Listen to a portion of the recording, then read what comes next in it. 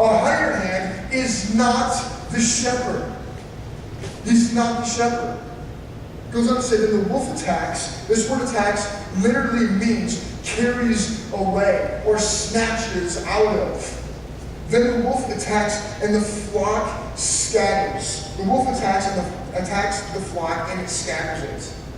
This is a direct association with Ezekiel chapter 34. If you were here the first week during this conversation, we went all the way back to Ezekiel chapter 34, and this shows where God was condemning the Jewish leaders. He was condemning the leadership of the nation of Israel because they were corrupt and they were not taking care of the sheep. At this moment, we can see the condemnation again of the Jewish leaders. Jesus is condemning the Pharisees. Jesus is calling the Pharisees out, who were the religious leaders of the day, the Jewish leaders of the day. He's calling them out because they're not taking care of the sheep. In fact, not only are they not taking care of the sheep, but they're trying to throw this yoke, they're trying to throw this burden of the law, this religion of Judaism on top of them. And Jesus saying, that is not the way. I am the way. I am the gate. I am the shepherd. It is not the Jewish leaders of the day. And Jesus is calling them out because at this point, we already know, John chapter 9, they've already called Jesus demon-possessed. They've already called Jesus a blasphemer. They're already anti-Jesus. They're already against who he is. He's referring to them as the hired hand. So that when the flocks come, or when the wolves come, they scatter. And they're cowards, and they abandon the sheep. But when we see the word wolves, the word wolf over and over and over again, and Paul alludes to this over and over in the Pauline theology, the Pauline epistles all throughout the New Testament. When we see the word wolf, he's literally referring to false teachers. He's literally referring to those who are coming in and trying to confuse and contort the truth. Today, we've got a lot of people who are confusing and contorting the truth in the name of the Bible, in the name of Christ, who are absolutely false teachers. It's not biblical. This is why in Acts chapter 20, verse 28, he says, keep watch over yourselves. Paul is leaving Ephesus. He's on his way out of Ephesus. He's been there for several years. Listen to what he says. His leaving words out of Ephesus as he's planted that church says, keep watch over yourselves and all the flock of which the Holy Spirit has made you overseers. Be shepherds of the church. Again, we see shepherds here. Again, the shepherds is just a title given to leadership. Be shepherds. But they've been given the picture of what a good shepherd looks like through Christ. They've been given the illustration of what it means to be a shepherd. Be shepherds of the church of God, which he bought with his own blood. Verse 29. I know that after I leave, savage wolves will come in among you and will not spare the flock. I know the wolves are coming. He says, keep watch over yourselves. Verse 29. I know after I leave, savage wolves will come among you and will not spare the flock. Verse 30. Even from your own number, men will arise and distort the truth in order to draw you away disciples after them. Verse 31. So be on your guard. Remember that for 3 years I've never stopped warning you, each of you, night and day, with tears. Can you see the passion Paul has? I have walked with you for 3 years. We have planted this church for 3 years. We have battled and wrestled for 3 years, which is crazy how we opened up tonight. We launched the gathering 3 years ago. Tonight, I'm admonishing, I'm encouraging, which is completely not planned. But he's saying, through tears, I plead with you, I beg you, watch yourselves, guard yourselves, because the wolves are coming.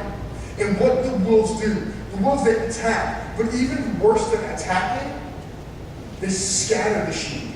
Because remember, sheep are absolutely 100% defenseless. And when an enemy comes, immediately when the enemy comes, the only defense sheep have is to come together, to find refuge in each other, to literally, it's a picture of community. The closer the sheep get together, the more opportunity they have for survival. But a wolf comes in and he tries to scatter the flock. He attacks, he scatters, and when he scatters the flock, he picks them off one by one. A great picture for the church to recognize. Look around you tonight. I know it's May, I know it's finals week, I know it's a funky month, but listen. here who needs to be here. Wolves are coming. Take guard. Be careful. Watch yourselves, because they're going to try to scatter you. And when we allow wolves to scatter us, when we allow wolves to scatter the community, watch out. Pick them off. One by one by one by one. We need to come together and guard ourselves. Be careful, because the wolves are coming. Which, by the way, later in John, in Matthew 10, I think it's verse 16, where Jesus says, I'm sending you out like sheep among wolves. We can't escape the wolves. Jesus wasn't trying to keep us from the wolves. He was protecting us, yes, because he's the good shepherd. But the wolves are going to be constant in our life, because out of the way from Genesis chapter 2, the enemy has come in his deceitful schemes to try to bring us away from fullness. Guard yourselves, because they're coming. When the wolves come, when the wolves come, the hired hand abandons the sheep. He attacks, snatches, carries away the sheep. Verse 13, the man runs away because he's a hired hand who cares nothing for the sheep.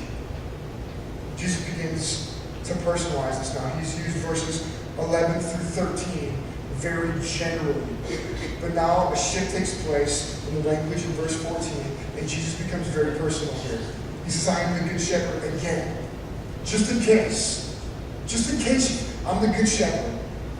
I know my sheep, and my sheep know me.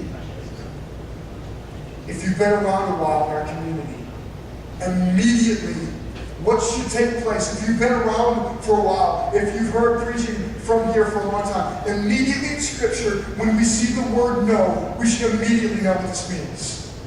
This is the word gnosis. This is the word that literally means it's knowing through experience. It's knowing with close proximity. It's knowing with intimacy. This isn't a knowing about. This isn't I've heard about. This is my sheep know me. My sheep are intimate with me. He's showing possession here. He's making this personal. They're mine, and they know me with great depth, with great intimacy. They know me, and I know them. Verse 15, just as the Father knows me, and I know the Father. He is comparing. This is a brilliant moment in Scripture. He's comparing his relationship, God, the Good Shepherd, claiming, taking the role of the Good Shepherd. Jesus is claiming that those who know Christ are as one with Christ as Christ is one with his Father. Brilliant moment in Scripture. The sheep who know me and who I know are just as me knowing my Father and my Father knowing me. This is a picture of oneness, which, by the way, Jesus gives us another picture of oneness in John 15, talking about what he is the vine and we are the branches. I'm going to read this real quick, but I very, very, very, very rarely ever read anything out of the message. But listen, this is so good because it's so poetic. I'm going to read John 15, verses 5 through 8. Jesus said, I am the vine, and you are the branches. Listen to the oneness language here. Look at this scripture, look at this text through the lens of a shepherd knowing his sheep and a sheep knowing his shepherd. I am the vine, you are the branches. When you're joined with me and I with you, the relation, intimate and organic, the harvest is sure to be abundant. When you know me, the harvest is sure to be abundant. When you know me and you find your identity, you're going to know fullness.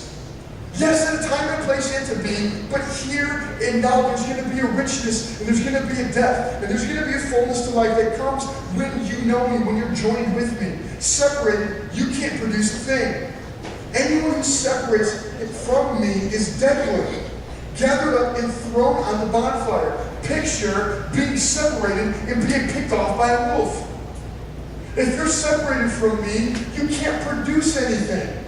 You're dead wood. You're going to get picked off. But if you make yourselves at home with me, and my words are at home in you, you can be sure that whatever you ask will be listened to and acted upon. This is how a father shows who he is. When you produce grapes, when you mature as my disciples, he says this is how the Father shows his love. When you produce grapes, when you become mature disciples. That's what it means to know the Good Shepherd. When you produce fruit. In Philippians, that's known as the fruit of righteousness. When we produce the fruit of righteousness, it is evidence that Christ has transformed our lives. It is evidence that the gospel is at work in our life.